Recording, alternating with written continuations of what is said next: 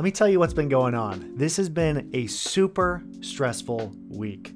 I've been getting calls from the guys on a daily basis. They're on this project that we have some affectionate terms for. Let's just put it like that. Total nightmare. We're supposed to be done with this job in about 3, maybe 4 days. They've been out there for 3 days, not even a fifth of the way done. This floor that Tanner took a look at and bid for us to remove has been a nightmare floor. What was supposed to be really easy to remove this stuff has not been the case. And we've literally been talking to manufacturers and tool rental places and flooring contractors. This reminds me a lot of stuff back in my construction days where sometimes you just get into a project and you don't know exactly how involved it is until you get started. Well, the big problem is cash flow. So I knew coming into this that the $15K budget starting out was going to be tight. This is aggressive growth goals, aggressive plans. We've been hiring people. We have payroll that's coming up later on this week.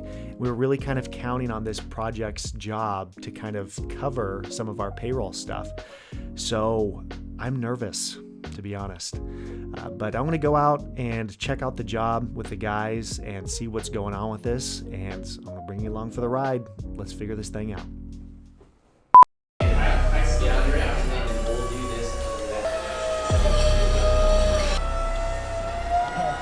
I think we're going to have to do this whole floor with the hand grinder. That's what actually works. I don't think we're going to be able to touch that other side. I really don't think it's going to happen. I don't know what the exact difference is, but anyways, I don't know. But I'll see. I'll see you when you get here. All right, man. Sounds good. All right. Bye. Bye. Dang it. What's up?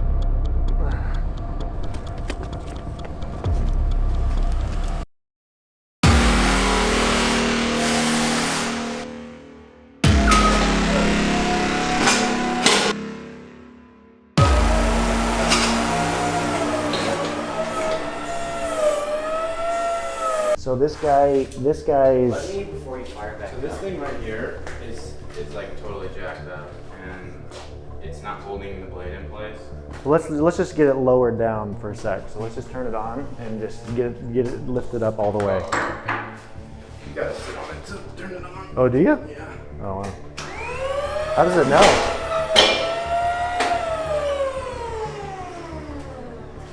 The reason I've been using only this right edge is because this thing's falling out, so I'm trying to keep pressure on it to keep it in place. Because if it comes like out, Yeah. like the blade will burst. Yeah. Right. And it jumps. So we got these cracks, right? Is this a roll product? It's gotta be.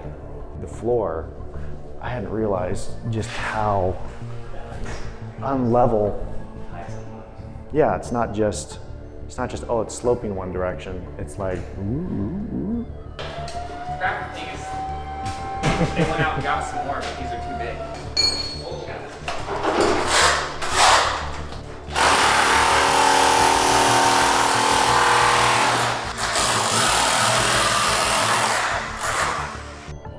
So that's 3 guys, 3 guns, 8 hours, non-stop.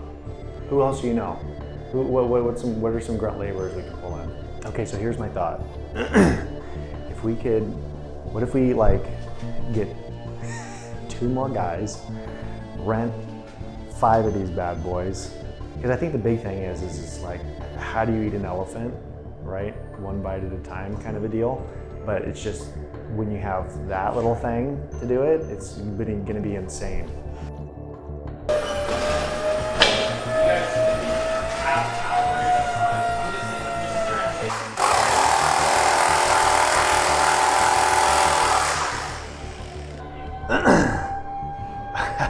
Okay, so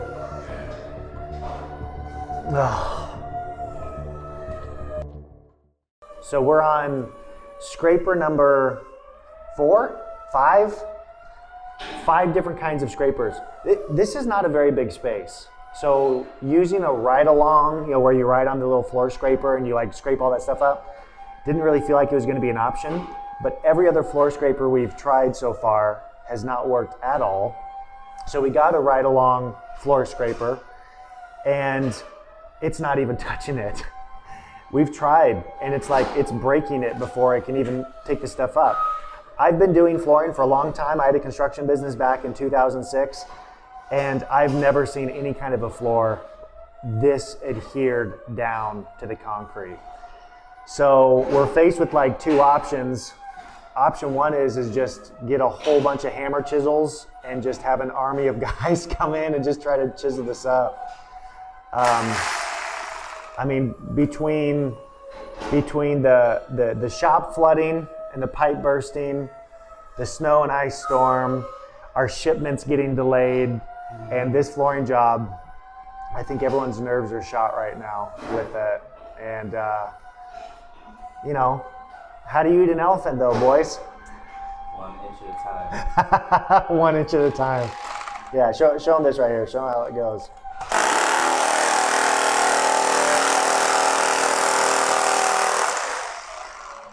Mind you too that we're not just like hard pressed on a deadline for this job, but we have all the next 2 weeks booked solid every day, even a couple weekend days. So this thing not going smoothly creates a ripple effect. How are we gonna line out all that other stuff? Hey. We're gonna have Come on, bring it in. Bring it in. Who the frick are we, right? We're Wise guys. we got this.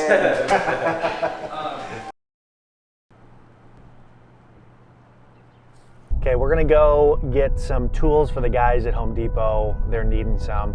But I wanna talk about a really pivotal moment right now that we're kind of going through. Because this is a turning point for a lot of business owners in their business. When they experience hardship or their employees, their team, someone makes a mistake, someone messes up, or there's something unforeseen that ends up happening, the first natural reaction is to go back into control status. Like, oh, I'm gonna get back in the field. This is why I don't let anyone else do sales. Only I can do the sales. The reality is I could have gone out and sold this job and not known about this. And I have. I've made these types of mistakes in my business before. You know, when I had my cleaning business, I killed plants on accident. I damaged property on accident. Like, employees are gonna do these things. Team members are gonna do these things. I'm gonna do these things. The best thing to do is not to freak out and just kind of roll with the punches and use it as a learning lesson. And one thing I found with a team and managing a team and making them to where they feel inspired and keep the morale high is that I can tell the guys are in there, they're beating themselves up way, way harder than I ever could. So for me to go in there and to say anything like, oh, guys, can't believe you bid it this way, and be critical and harsh on them, it has a negative response. People actually go the opposite direction, get really defensive, and then get angry at it. Whereas I know they're beating themselves up more than I ever could in any way, shape, or form. So the best thing to do is just to comfort and console and just say, hey, you know what? It happens. Don't worry about it. We're gonna get this figured out. I'm gonna help you out. And the lessons will have been learned and we can kind of move forward. So let's go to Home Depot. Let's pick these things up. Let's bring back some drinks or something for the guys to try to lift their spirits up a little bit. And we're just gonna grind through it. It's what you do, right? We got this. Well, I'm back and I'm exhausted. It was a long drive out there and back here, but I'm not nearly as exhausted as Tanner, Jackson, and Spencer. Those guys, going out and seeing what they're up against, they're pouring their heart and soul and passion into this project. They've been maintaining a killer relationship with the customers who have been super, super understanding of all of this. I've talked to flooring contractors and all of them are like, that 2,000 pound grinder, absolutely. Make, easy work of it. I've done construction projects where we've removed flooring and this is unlike anything I've ever seen. Like, this was definitely a challenge. Challenge accepted. People who've been in this industry for 10, 20 years have been telling us, oh yeah, that's the floor scraper you want. That's the removal tool you want. That's all that you need. Well, it's not. The guys are out there right now with little small rotohammer tools and little bits, and they're removing this thing square inches at a time. So they are working hard, but we have a game plan to be able to get this project actually finished. So I'm gonna check in on them a little bit later. I left a camera out there with them so that they could document how the project is going.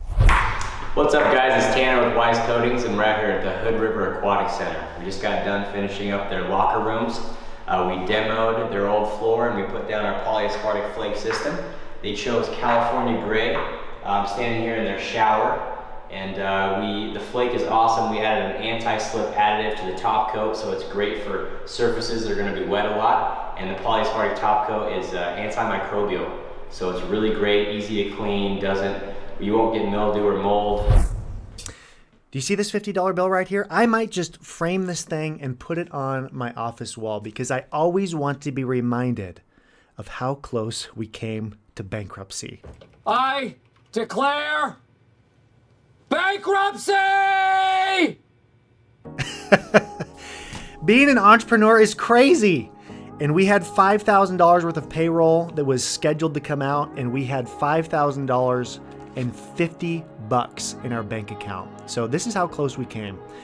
I knew it was going to be tight, but the cushion that we had quickly vanished during that one project. But this is the life of an entrepreneur. It's a roller coaster. One day you can be in total despair and depression, and the very next day you can be celebrating. Well, we're celebrating now. The customer is ecstatic. The guys are happy that job is behind them. We got some deposits in the bank account, so it's back up to a nice healthy amount. We have new projects on the schedule. The guys have more confidence. But these defining moments as a journey of an entrepreneur, you really have to kind of reflect and just kind of see like what lessons can we take moving forward. So if you've ever been in this place where you only had $50 and you were worried about how payroll was going to get made, comment down below and share your story with another entrepreneur that hopefully can get inspired by your journey. We have a lot more amazing things, and I don't want you to miss a single episode. So make sure that if you haven't, you click the like button, share this with another entrepreneur that needs to understand that other entrepreneurs struggle. Even ones that have a great game plan and the sexy budget sheets, there's still wrenches that get thrown into the spokes. Make sure that you subscribe, you ring that bell for notifications, because we have so many more incredible episodes that are going to talk about our marketing systems, our admin, our production, our sales systems. And if you aren't yet, consider supporting the channel by joining our MAPS Mastery program. In fact, a huge thank you to all of our MAPS Mastery members that support the channel. If you want to learn more about that, click on the link down below so that you can find out how you can support the channel. We have group coaching calls in there, tons of video modules, and a lot more behind the scenes stuff about what's going on. And there's a lot more that I could tell you about this project, which we'll probably discuss inside that private Facebook group. So thank you so much for watching, and we'll see you guys in the next episode.